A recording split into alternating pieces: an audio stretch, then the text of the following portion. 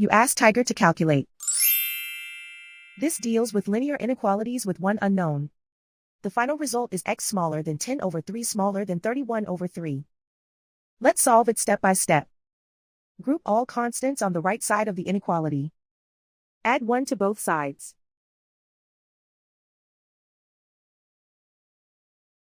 Simplify the arithmetic.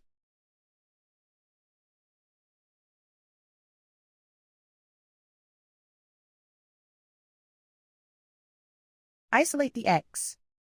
Multiply both sides by inverse fraction 2 over 3.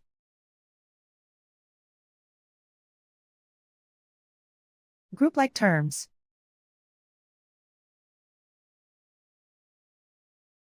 Multiply the coefficients.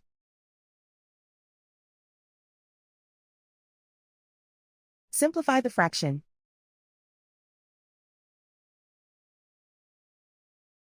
Multiply the fractions.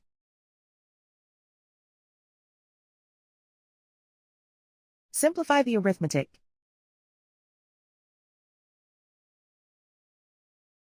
Plot the solution on a coordinate grid.